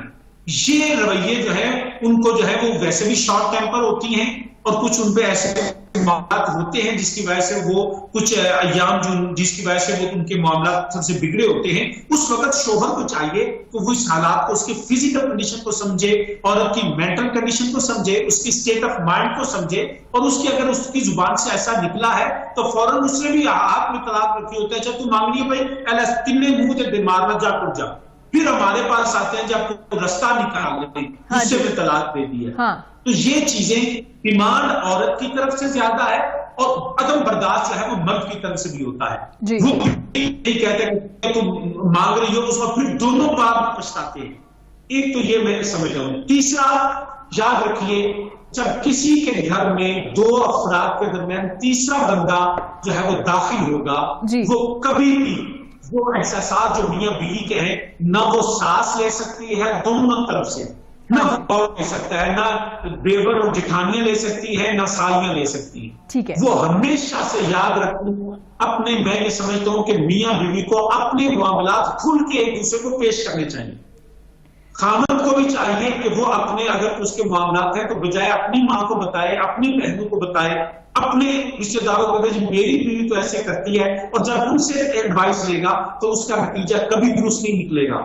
اور اسی طرح جب بیوی جو ہے وہ اپنی شوہر کے ساتھ جو معاملات ہیں اس کی باتیں اپنی سہیلیوں سے کرے گی، اپنی ماں سے کرے گی، تو یقین کیجئے میں نے رشتوں کو اس لیے ٹوٹتے ہوئے دیکھا ہے. میاں بیوی کا آپس کے معاملات کا یہ پہلے یہ فیصلہ ہے کہ we are together, we will to be together by the grace of Allah. اب یہ ڈیسائیڈ پہلے کرنا ہے کہ ہم نے اکٹھے رہنا ہے. جب اس بات پر پکے ہوتے ہیں پھر جو معاملات زندگی ہیں ان کا حل بھی دونوں نے نکالنا ہے. کبھی تیسرا بندہ جب یک طرفہ ایڈوائز کرے گا تو کبھی ایڈوائز کی درست نہیں. ہاں اگر ایڈوائز لینی ہے تو پھر ریلیجس اسکالر سے لے، کیونکہ قرآن و سنت میں یہ ہے کہ پسندیدہ چیزوں میں، جائز چیزوں میں سب سے ناپسندیدہ ڈائیورس ہے. آپ کو مذہبی رہنما کبھی ڈائیورس کا مشورہ نہیں دے گا، وہ آپ کو ہمیشہ اس کو برداشت کرنے کا حل کا مشورہ دے گا. آپ وکلاء کے پاس جائیں گے، ان کو تو پیسے ہیں. اگر ایسے لائر میرے پاس آئے میں کہوں گی ٹھیک ہے انہیں طلاق کرا دینا، اتنی فیس لگے گی. لیکن مذہبی اسکالر اس بات کے مشورے کہ دنیا میں ڈاکٹر پیسے لیتا ہے، دنیا میں ہر چیز، ہر بندہ پیسے لیتا ہے، لیکن میں نے آج تک کسی عالم کو اس حوالے سے اگر ان کے پاس سینکڑوں لوگ آئے تو مشورہ فیس لیتے ہوئے نہیں دیکھا. ٹھیک ہو گیا. اس لیے وہ قرآن و سنت کو دیکھتا ہے، وہ ہمیشہ اس حوالے سے مشورہ دے گا. میں یہ سمجھتا ہوں کہ میاں بیوی اگر ان کے اختلافات پیدا ہو جائیں تو ہمیشہ اپنے محلے کے نیک سالے جن پہ ان کا یقین ہے امام صاحب کے پاس چلے. وہ بڑے اسکالر کے پاس جانے کی شاید ضرورت نہ پڑے. وہ جو ان کے محلے میں امام صاحب ہیں، خطیب صاحب ہیں، ان کے مذہبی رہنما ہیں، ان کے پاس جا کے جب مشورہ پوچھیں گے میں یقین سے کہہ سکتا ہوں وہ امام صاحب اس کو مشورہ درست دیں گے. کیوں؟ کہ ان کو ان کے اس میں مفاد کوئی نہیں ہے. وہ ہمیشہ کہیں گے قرآن یہ کہتا ہے کہ تم برداشت کرو، پسند کرو، تم اپنی بیوی کے جو معاملات ان سے درگزر کرو، کیونکہ نبی علیہ السلام کی یہی تعلیمات ہیں. اور جب بیٹی جائے گی، بہن جائے گی، تو تب بھی آدمی ان کو کہے گا بیٹا شریعت نے تمہیں اس کا جو ہے پابند حکم کا بنایا ہے، تم اس کی تابع دار رہو، فرما بردار رہو. تو یہ ایک ذریعہ ہے. لیکن ہم کیا کرتے ہیں، جو آسیہ نے بیٹا جو ہے وہ اپنی ماں بھائیوں سے بہنوں سے پوچھے گا، وہ کہتے ہیں اس کو پکڑ کے رہو، اس کا ساتھ نہیں، کیا سمجھتے اپنے آپ کو. جب بیٹی گئی وہ کہتے ہیں یہ تو نیا خامد آ گیا، یہ تم کو محکوم بنانا چاہتے ہیں. جب قرآن نے کہا رجال قوامون علی النساء، تو جو ہے to be obedient to your husband and husband should love with her wife. یہ ایکچولی پرابلم ہے. ہمارے جو سائڈوں کی مشورے ہیں، جو تانا پوسیاں ہیں، جو وسوسے ہیں، ان کی وجہ سے رشتے خراب ہوتے ہیں. میں یہ ریکمینڈ کروں گا کبھی اس طرح کے مشورے میاں بیوی کو اپنے معاملات خود بتانے چاہیے ایک دوسرے کو، اور ان کا حال بھی وہ خود ہی. یہ کمیونیکیشن گیپ نہیں ہونا چاہیے. بالکل درست فرمایا علامہ صاحب، آپ نے بڑے ہی اچھے طریقے سے ایکسپلین کیا. چھوٹی سی بریک کے بعد فوراً واپس آئیں گے. ہمارے ساتھ رہیے گا. بات کریے آپ رشتے کروانے والے ہیں، کیا ان کے رشتے سچے ہوتے ہیں یا جھوٹے ہوتے ہیں، اور کیا ریزن ہے. آج ہم نے دیکھا کہ رشتے کرانے والے کافی زیادہ لوگ موجود ہیں لیکن پھر بھی رشتے نہیں ہو رہے. اس کی کیا وجہ ہے، اس حوالے سے بات کریں گے لیکن ایک بریک کے بعد.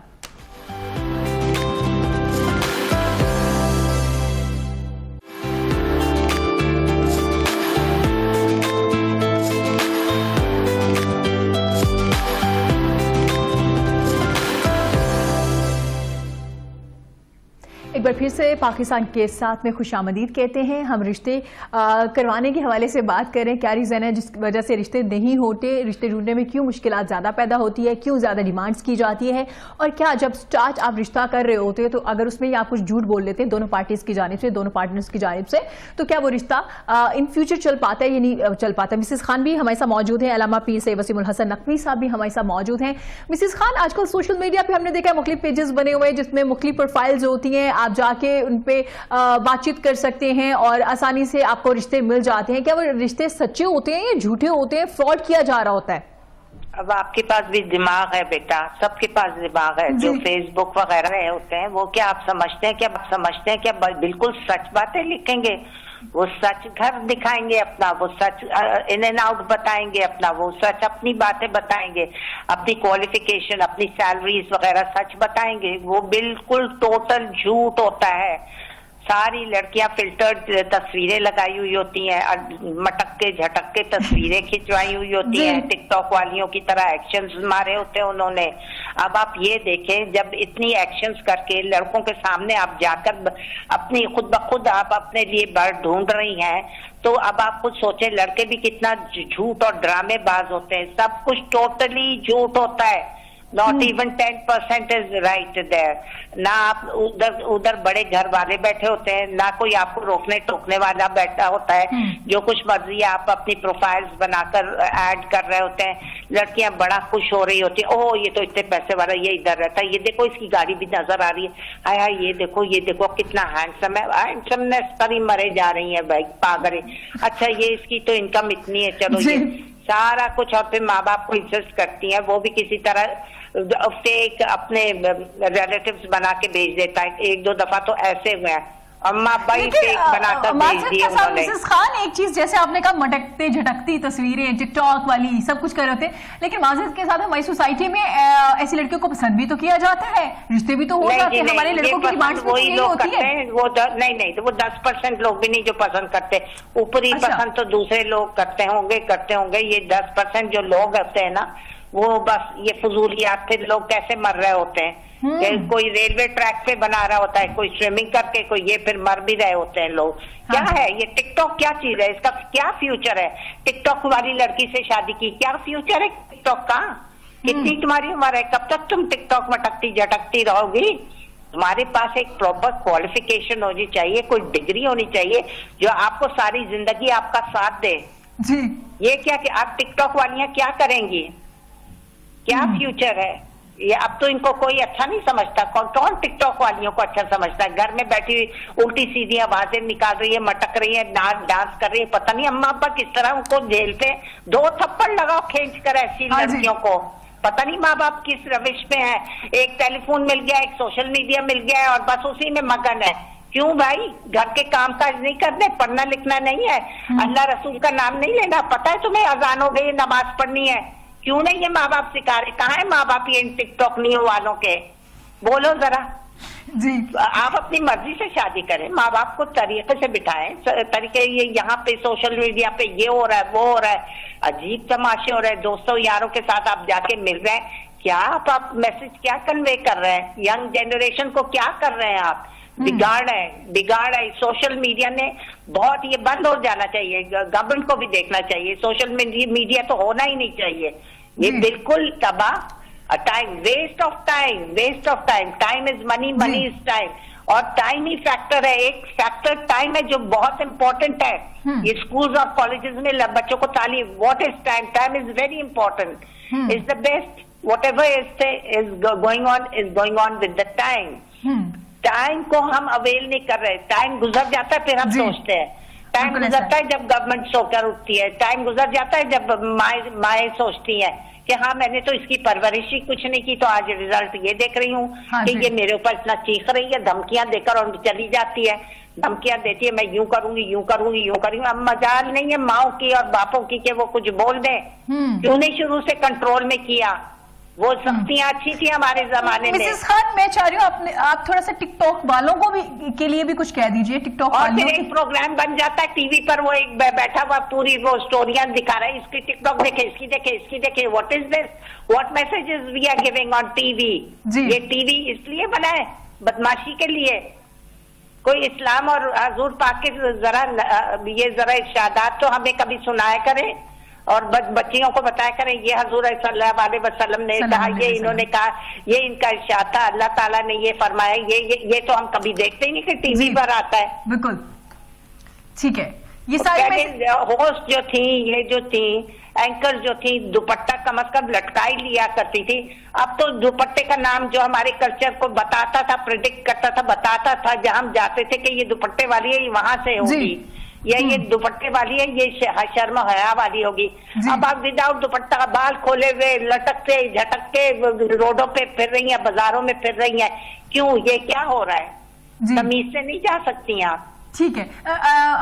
مسز خان تھوڑا سا ٹک ٹاک بنانے والے لڑکوں کے لیے بھی کچھ کہہ دیجیے. ماشاءاللہ سے لڑکیاں تو چلے جاب نہیں بھی کریں گے, ان کے ہسبینڈ کما لیں گے, میں یہ نہیں کہہ رہی کہ بالکل نہیں کریں, لیکن جو لڑکی سارا وقت بیٹھ کے ٹک ٹاک بنا رہے ہیں, وہ کیا فیوچر ہے؟ سوچنا چاہیے کیا فیوچر ہے, یہ ماں باپ کو سوچنا چاہیے. لے کر فون توڑ دینا چاہیے, لڑکے کو 2 جوتے مارنے چاہیے, 2 تھپڑ. میرے سامنے کوئی میرا بچہ, کوئی فیملی کا بھی بچہ ایسا کرتا ہوتا میں تو منہ توڑ کے رکھ دیتی. یہ چیزیں چھوڑ دی ہیں نا ہم نے بچوں کے اوپر سختیاں, کیوں نہیں کی جاتی سختیاں؟ ڈے 1 سے سختی کرو گے تو بچہ آگے نہیں بڑھے گا. وہ تو بہت شوق سے, ہائے میرا بیٹا تو ٹک ٹاک بناتا ہے, ہائے دیکھو اس کی ادائیں, ہائے اس کو تو ٹی وی ڈراموں کا شوق ہے, دیکھو تو کیسی ہے مسز خان, وہ بچہ میری ایکٹنگ کرتا ہے, میں سنتی رہتی ہوں. پھر میں بھی دبا کے اس عورت کی کلاس لیتی ہوں. اچھا, میں کہتی ہوں 100 میں سے 1 جائے گا ٹی وی ڈرامے میں, تم نے اس کو یہ بنانا ہے. ٹی وی ڈراما ایکٹنگ میں ہر بچہ نہیں جا سکتا. بالکل نہیں, بڑی اچھی بات ہے مسز خان, آپ ٹی وی پہ جاتے ہیں, پلیز کسی سے سفارش کر دیں پلیز. بھائی میں کیوں سفارش, اگر اس میں ٹیلنٹ ہے خود جائے اپنا جا کر کرے. بالکل ایسا ہے. مسز خان تھوڑا بہت چیزیں میں دیکھ رہی ہوں کہ بہت خراب, ماں باپ ہی خراب ہو گئے. ماں باپ ہی وہ ماں باپ نہیں رہے جو تھے ہمارے زمانے کے. سخت ماں باپ کو سختی کرنی چاہیے, ڈنڈا پکڑ لو. جی بالکل. علامہ صاحب کی جانب, لڑکیوں کے ساتھ سختی کرو, اتنی نرمی نہ دو, اتنی چھوٹ نہ دو, اتنی آزادی نہ دو. ٹائم سے اٹھو, ٹائم سے نماز پڑھو, ٹائم سے کام کرو, کھانا پکاؤ, کیوں نہیں پکاؤ گی تم؟ بالکل ٹھیک ہے. علامہ صاحب کی جانب بڑھیں گے. علامہ صاحب ہمارے یہاں اور رشتے میں جیسے ہم نے بہت سی مسز خان نے واضح طور پہ چیزیں بتائی کہ ہمارا آج کل پریورٹی جو ہے وہ چینج ہو گئی ہے, ہم کسی اور طرف نکل آئے ہیں. ہمارے جو پیرنٹس ہیں اس طرح سے ہمیں ٹریٹ نہیں کرتے, اس طرح سے دبدباؤ ہم پہ پیرنٹس کا نہیں ہوتا, نہ ہی لحاظ ہوتا جو پہلے تھا, نہ ہی بچے اس طرح سے رسپیکٹ کر رہے ہوتے. تو معاشرہ ہم کسی اور طرف جا رہے ہیں, ہماری چیزیں خود خراب ہو رہی, بعد میں ہم کہتے ہیں کہ ہمارے رشتے نہیں ہو رہے, ہماری مسئلے مسائل ہیں, ہماری جابس نہیں ہو رہی, کیونکہ ہماری پریورٹی یہ نہیں ہے. علامہ صاحب وہیں پہ طلاق یافتہ خواتین ہماری بہنیں ہیں, اگر انہیں طلاق ہو جاتی, جو بھی وجوہات ہیں, جو بھی ریزنز ہیں, وہ گھروں میں موجود ہوتی. جب رشتے کرنے کی باری آتی ہے یا رشتے والوں کے پاس بھی جاتے ہیں تو وہ کہتے ہیں بڑا مشکل کام ہے جی طلاق یافتہ خاتون کا, خواتین کا رشتہ کرانا, اور ہماری بھی پریورٹی نہیں ہوتی کہ اگر کسی بچی کو یا کسی بہن کو کسی بھی ریزن سے, کسی بھی وجوہات سے طلاق ہو جاتی ہے یا خلا وہ لے لیتے ہیں, تو ہم سوچتے ہی نہیں ہے کہ ہاں اس کی بھی شادی ہونی چاہیے یا اسے بھی اپنے گھر جا کے اپنا گھر بسانا چاہیے. جی علامہ صاحب. ڈائیورس وومن جو ہے بہت سے دروازے بند کر دیے جاتے ہیں, اور جو میں سمجھتی ہوں کہ غیر اسلامی سوچ ہے. جی, غیر اسلامی نہیں, غیر انسانی ہے, اور غیر تہذیبی, بد تہذیبی کی انتہائی بری مثال ہے. یاد رکھیے, اگر خدا خواستہ کسی بہن کو اللہ سب کو اپنے گھروں میں آباد فرمائے, اگر کسی کو ڈائیورس ہوتی ہے تو یہ اس پہ تانا نہیں ہوتا ہے. جی, یہ ایک بندہ جو ہے, یہ اس کی نیچرل ایک انسانی بیہیویئر ٹائپ ہے کہ اگر کوئی شخص جو ہے وہ یوں سمجھے کہ ان کا آپس میں ایک شخص جو ہے اس کو بخار ہے, اب اس کو جو ہے وہ ایک چیز کو کھاتا ہے تو اس کی زبان کی کڑواہٹ کی وجہ سے میٹھی بھی اس کو میٹھی نہیں لگتی ہے. جی, تو یہ اس کی اپنے اندر کی بیماری ہے. بالکل ہو سکتا ہے کہ جو دوست ہے, بلکہ عموماً ایسا ہی ہوتا ہے, یہ مس میچنگ ارگز مطلب نہیں ہوتا کہ یہ بہت برے لوگ ہیں جن کو طلاق دے دی ہے, جس نے طلاق لے لی ہے, وہ ان کی آپس کی انڈرسٹینڈنگ نہیں ہو پاتی. ان کو اپنے ہم مزاج, ہم خیال لوگوں کو ڈھونڈ لینا چاہیے. ہاں جی, تو یہ کہنا کہ طلاق یافتہ صرف بری ہی عورت ہے, نہیں. اس میں رسول کائنات صلی اللہ علیہ وسلم نے صرف ایک ایسی خاتون سیدہ عائشہ صدیقہ رضی اللہ تعالیٰ سے نکاح فرمایا جو کنواری تھی, باقی آپ دیکھ لیجئے یا بیوہ تھی یا طلاق یافتہ تھی. تو ہمارے نبی کی سیرت تو اس میں بالکل مختلف ہے. آج اس نبی دو عالم سے محبت کرنے والوں کو وہی پیغام یاد رکھنا چاہیے. آج اور ہمارے یہاں پہ ایسا کیوں ہے, اس کی وجہ ہمارا صدیوں کا ایک کلچر ہے جو ہم نے یہاں ہندو مت سے سیکھا ہے, کہ وہاں پہ ہم نے وہ یہ ساری چیزیں سیکھی کہ بس بندہ مر گیا یا اس نے طلاق دے دیا, وہ ساری زندگی جو طلاق تو خبر میں ہے ہی نہیں, تو اس کو جو ہے وہ ساتھ ہی جناب ڈالو, اس کے کوئی حق باقی نہیں رہتا ہے. یہ تصور اسلام نے ختم کر دیا. آج بھی جو ہیومن رائٹس کی تنظیمیں کام کر رہی ہیں وہ دوسری شادی کے لیے منع کرتی ہیں. دوسری شادی کے لیے قانون سازی جی کہ پہلی ہونی چاہیے, ایسا ہونا چاہیے, اور پھر اس کے بعد جب ایک شادی ہوگی تو جو ڈائیورس ہوگی یا وڈوز ہوگی وہ زندگی کیسے گزارے گی. میں نام لیے بغیر جو ہے وہ میرے ایک ساتھ ایک کولیگ تھی ہائی کورٹ میں, تو ان کے ساتھ ایک دفعہ بیٹھے ہوئے بات ہو رہی تھی, تو بڑی باتیں کرتی تھی خواتین کے حقوق کی. تو ان کی ایک بہن تھی, تو اس کی جو ہے نا وہ ابھی شادی نہیں ہوئی تھی. تو میں نے کہا کہ سسٹر دیکھو کہ اگر تم یہ کہتی ہو کہ دوسری شادی منع ہے اور یہ طلاق یافتہ, یہ میں نے کہا عورتوں کی ریشو بھی زیادہ ہے مردوں سے, اور اس کے بعد جو ہے وہ طلاق بھی جب ہوتی ہے تو مرد جو ہے اس کے پاس چوائسز زیادہ ہوتی ہیں. اس کے علاوہ جو کیجویلٹیز جو ہے اموات بھی مردوں کی جنگوں میں زیادہ ہوتی ہیں. اب عورتوں کی تعداد فرض بالفرض اگر 45 اور 55 کی ہو جائے, اب 10% خواتین زیادہ ہیں, تو اگر 45 کا 45 کے ساتھ نکاح ہوگا تو جو 10 خواتین ہیں وہ زندگی کیسے گزاریں گی؟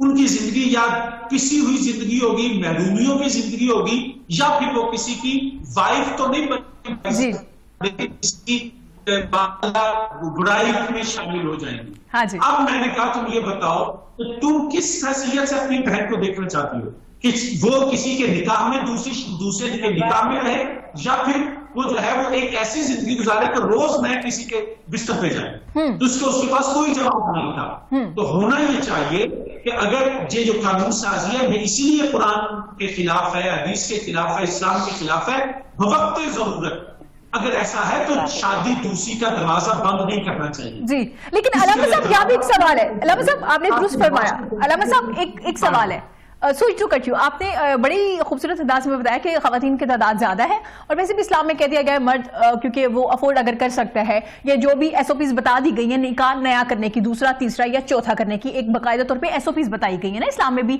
کہ آپ اس صورت میں اس سچویشن میں نکاح کر سکتے ہیں. ٹھیک ہو گیا, آپ بالکل درست فرما رہے ہیں, لیکن ہمارے معاشرے میں جب دوسری شادی کرنے کی بات آتی ہے تو پھر ہم طلاق یافتہ کی طرف کیوں نہیں جاتے ہیں؟ یا جن خواتین کے بچے ہیں اور ان کو کوئی پروٹیکٹ کرنے والا نہیں ہے یا ان کے گھر کے اخراجات اٹھانے والا نہیں ہے, ہم اس طرف کیوں نہیں جاتے؟ پھر ہم نئی نویلی یا چھوٹی سی بچی کی طرف شادی کرنے کے لیے کیوں جاتے ہیں؟ پہلے اس کے ساتھ افیئر چلاتے ہیں, پھر ہم کہتے ہیں جی اس کے ساتھ دوسری شادی کریں گے. پھر ہم ایس او پیز کو لے کے جب اسلام کی طرف جاتے ہیں اور جب بھی بات کی جاتی ہے دوسری شادی سے اگر منع کیا جائے, خواتین اگر اعتراضات اٹھاتی ہیں تو واضح طور پہ کہا جاتا ہے کہ جناب ہمیں تو اسلام نے الاؤ کر دیا ہے, لیکن ہم تب یہ کیوں بھول جاتے ہیں کہ اسلام نے ہمیں کس وجہ پہ یہ الاؤ کیا ہے کہ آپ دوسری شادی کر سکتے ہیں؟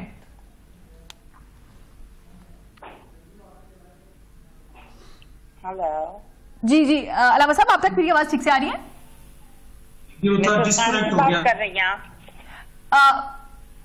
جی علامہ صاحب کا جو ڈیٹ ہے ڈسکنیکٹ ہو گیا, ان سے دوبارہ رابطہ کرنے کی کوشش کرتے ہیں. مسز خان, ہمارے ہاں دوسری شادی کو لے کے بات تو ہو رہی ہوتی ہے لیکن ہم طلاق یافتہ بچیوں کے ساتھ, خواتین کے ساتھ, اپنی بہنوں کے ساتھ نکاح کرنے کی طرف نہیں آتے. ہم چاہتے ہیں کہ جی جو بچیاں ہیں یا وہ نہیں, اب ہمیں یہ چاہیے جو ہمیں دوسری شادی کرنے کے لیے ہمارے پاس لوگ فون کرتے ہیں یا آتے ہیں تو ہمیں ان کو صرف طلاق یافتہ لڑکی ہی دکھانی چاہیے, کیونکہ بھائی ان کی بھی تو دیکھیں دوسری شادی کر رہے ہیں کس مقصد کے لیے. بالکل, اگر آپ کو اللہ میاں نے اتنا دیا ہے, اگر آپ دونوں کے لیے ایکول رائٹس رکھتے ہیں, آپ دونوں میں انصاف کر سکتے ہیں, تو آپ بالکل طلاق یافتہ لڑکی سے کریں یا جس کے بیوہ سے کرے. طلاق یافتہ سے ڈیزرونگ ہے جو اپنے آپ کو سپورٹ نہیں کرتی, تو اللہ تعالیٰ نے کہا کہ اس سے کرو, یہ نہیں کہ اپنے عیش و عشرت کے لیے. یہ کوئی اسلام میں جائز نہیں ہے یہ بات. مسز خان, یہ بالکل جائز نہیں ہے. آپ اس لڑکی سے کریں جو کہ ڈیزرونگ ہو, جو کہ بیچاری مالی حالات صحیح نہیں ہو. تو یہ ہمارے رسول اللہ نے تو یہ کر کے دکھایا ہے.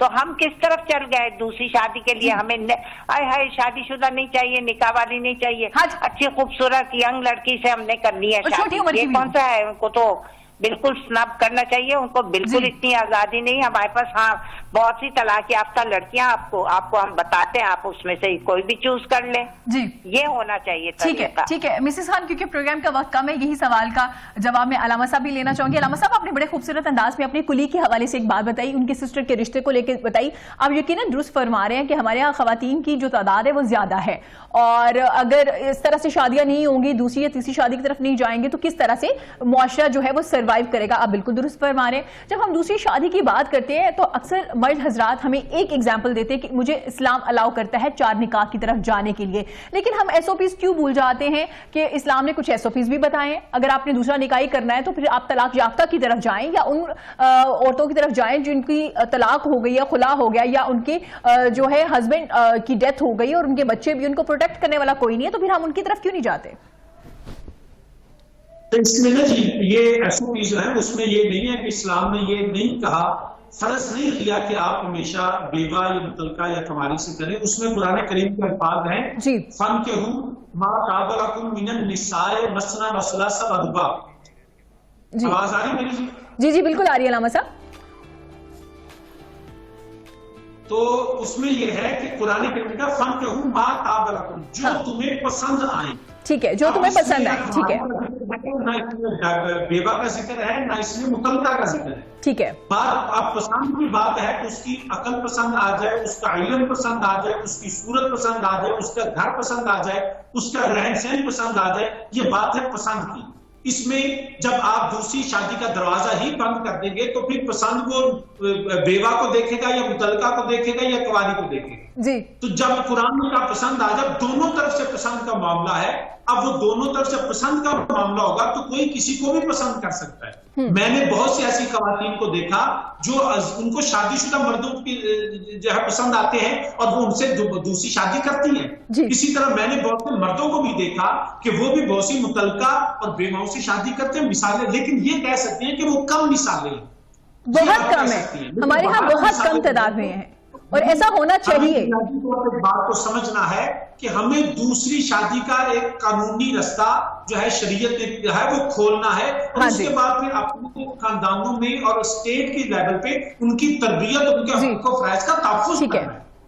ٹھیک ہے, ٹھیک ہے علامہ صاحب، آپ نے کہا کہ قرآن میں واضح طور پہ یہ بتایا نہیں گیا کہ اگر آپ نے کرنا ہے تو طلاق یافتہ سے، مطلقہ سے ہی کیجئے، آپ کو جو پسند ہے. لیکن اخلاقی طور پہ اگر دیکھا جائے تو پھر ہمارے معاشرے میں ایسی خواتین کی تعداد بھی تو بہت زیادہ ہے نا. اگر ہم یہ سوچ رہے ہیں کہ ہم خواتین سے شادی کریں اور جو تعداد زیادہ ہے لڑکیوں کی وہ تھوڑی کم ہو تاکہ ساری چیزیں مینج ہو جائے. علامہ صاحب، پروگرام کا وقت ختم ہو گیا ہے اور انشاءاللہ اسی ٹاپک پہ نیکسٹ ویک بھی بات کریں گے. بہت شکریہ آپ کا مسز خان، آپ کا بہت زیادہ خیال. اللہ حافظ. اللہ حافظ.